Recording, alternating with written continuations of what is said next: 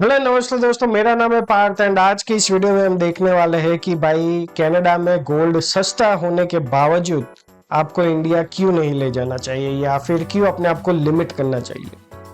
बाहर थोड़ी ठंड ज़्यादा बढ़ रही थी इसलिए हम अंदर चले आए। हमारे पास ओरिजिनल फायर वाला तो नहीं है इसलिए इससे काम चला रहे हैं। सो दोस्तों, जैसे कि आपने देखा 10 से 15 हज़ार का फायदा आपका आज भी होगा अगर आप कनाडा से इंडिया में सोना ले जाते हो तो 24 कैरेट एंड वो बार की बात चल रही है। अभी क्यों नहीं ले जाना चाहिए, क्योंकि भाई जैसे ही आप एंटर करते हो इंडिया एयरपोर्ट या फिर जहाज से सी वेज से, वहाँ पे बैठे होते हैं कस्टम वाला, ठीक है। उनके अपने कुछ लॉज होते हैं, उनके अपनी कुछ लिमिट्स होती है, तो उसी का अगर आप ख्याल नहीं रखोगे तो फिर वो आपका ख्याल रखेंगे अच्छी तरह से, ठीक है। सो देखते हैं बेसिकली लॉस क्या है। सबसे पहला एंड ये अभी चेंज हुआ है 2026 की लिमिट्स में आपको बता रहा हूँ।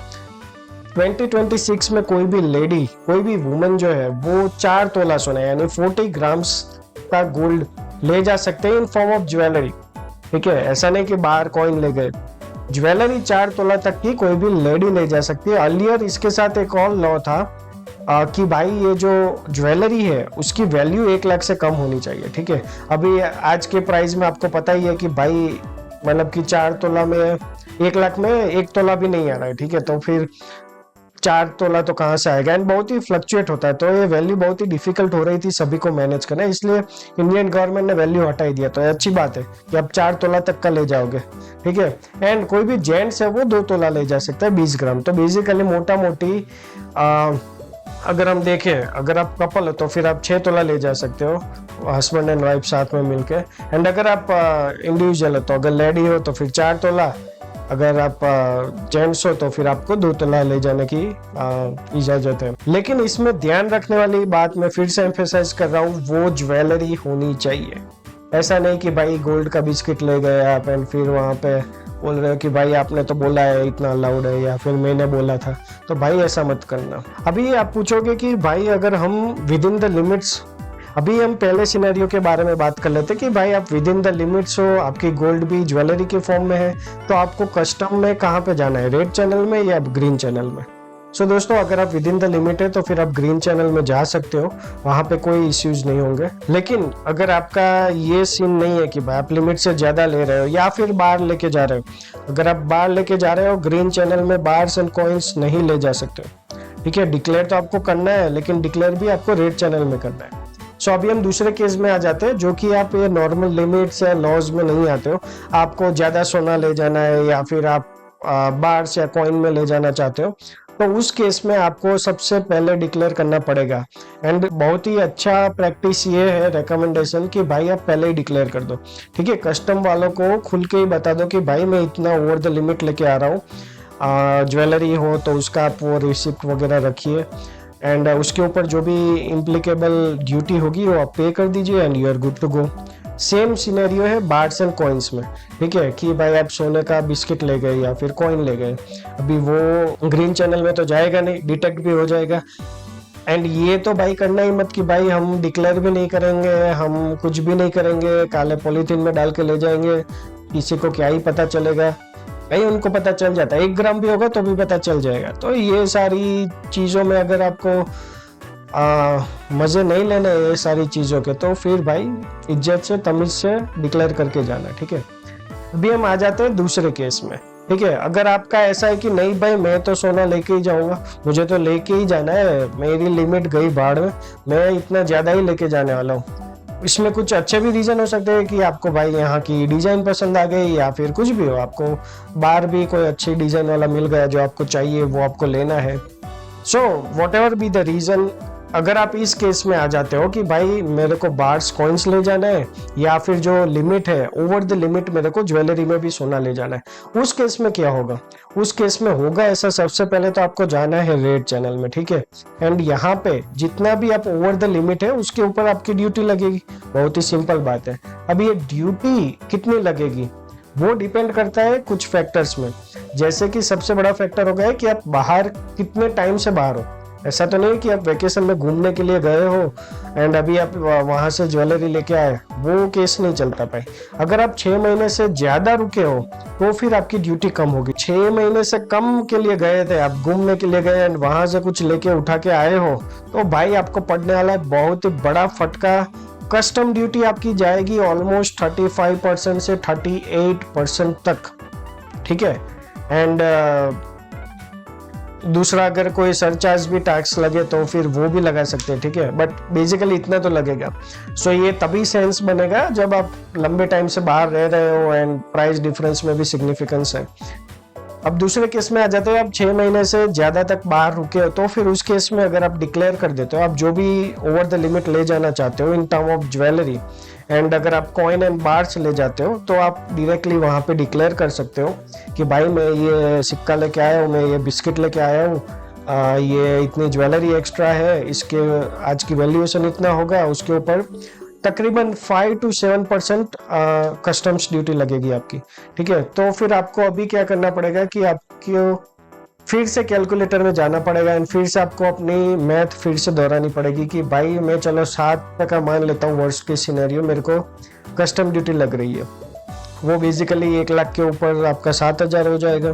तो वो जो 10 से 15,000 का डिफरेंस था पर तोला, ठीक है, अभी 7%, अभी 1.5 लाख का अगर हम 60% गिने तो फिर वो हो जाएगा 11.5। तो वो जो डिफरेंस आ रहा था आपके 10 से 15,000 आप बचा रहे हो, फिर 11,000 वहां पे दे रहे हो, एट द एंड आपका 3-4 हजार का फायदा हो रहा है, तो बहुत ही कम हो जाता है, ठीक है। इसमें अगर आपको ले जाना है तो आप ले जा सकते हो या फिर आपकी मर्जी क्या करना है, बट ये सारे टर्म्स एंड कंडीशन होते हैं, ठीक है। एंड अगर आप ऐसा सोचते हो कि भाई मैं ले जाता हूँ कॉइन बिस्किट ब्लैक पॉलीथीन में डाल के बैगेज में डाल देता हूँ, क्या किसी को क्या ही पता चलेगा, ठीक है, तो भाई वो आपका बजाएंगे बैंड, ठीक है। ये सारी चोंचले उनको पता होते हैं, ठीक है, वो लोग मतलब अगर आप 1 ग्राम भी एक्स्ट्रा ले जाते हो तो उनको पता लग जाएगा। तो बेस्ट प्रैक्टिस ये है कि भाई आप अपफ्रंट ही डिक्लेयर कर दो कि भाई आप इतना एक्स्ट्रा लेके गए हो, उसके ऊपर ये ड्यूटी है, वो आप दे दो and you are good to go. दूसरी चीज what you can do is आपको रिसिप्ट वगैरह भी रखनी है so that you are in good books. Basically ऐसा ना हो कि भाई ये सोना कहाँ से आया एंड आपको पता ही नहीं है, आप कुछ बोल ही नहीं पा रहे हो। अगर आपके पास यहाँ से कनाडा से खरीदा है तो उसका जो भी रिसिप्ट है वो संभाल के रखना, उसका ओरिजिनल तो बेस्ट है, फोटो कुछ तो रखना है, at least you can you know justify and support your jewellery और whatever you are taking along with.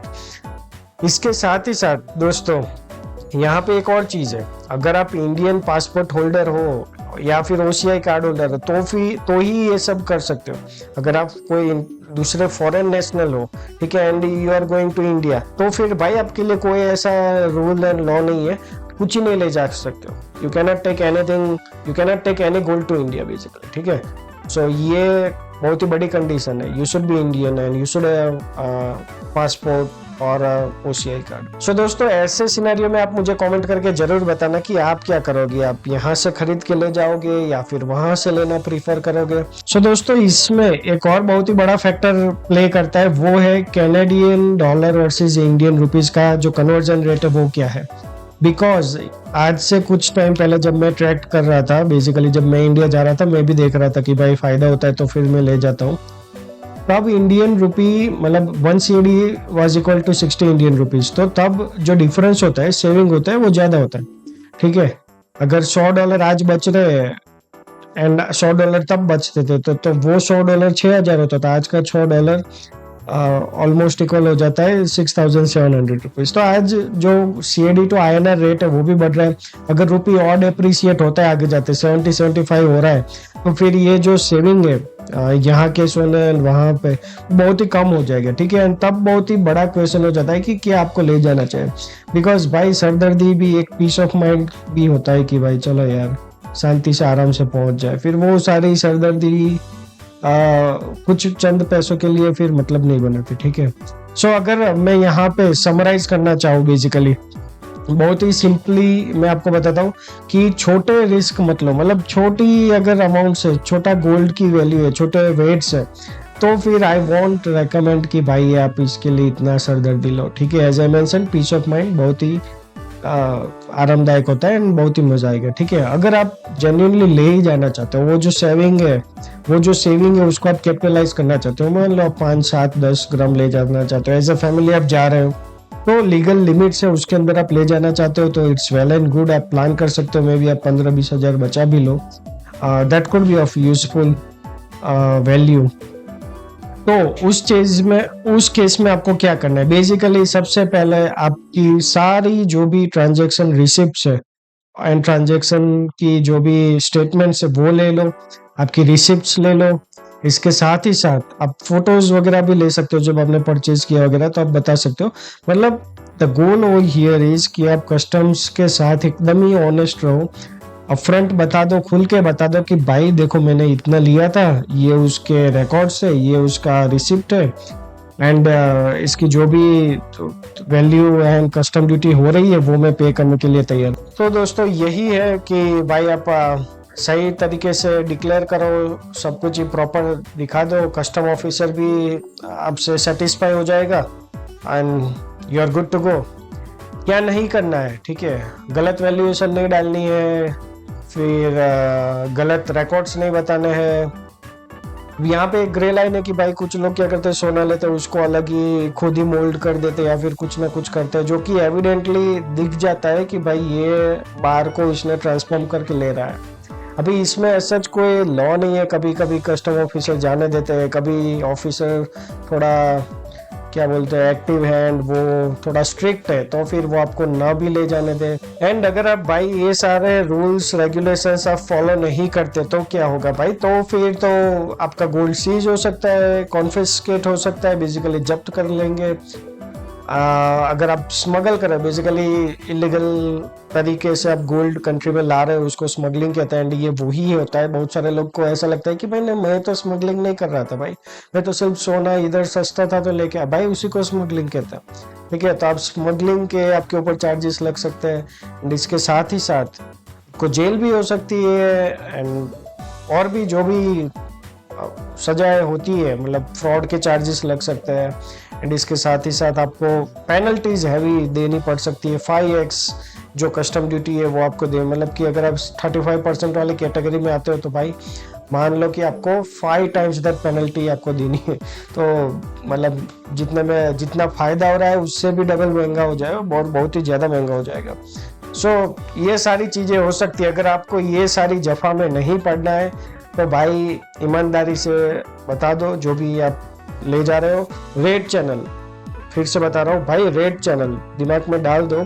Gold अगर आप लेके जा रहे हो ओवर द लिमिट या कुछ भी हो, रेड चैनल में जाना है, ठीक है, एंड डिक्लेयर करना है वहां पे ईमानदारी से and you would be good to go. That's all for this video guys. अगर आपको कुछ डाउट्स है कमेंट्स में मुझे डाल के जरूर बताइए।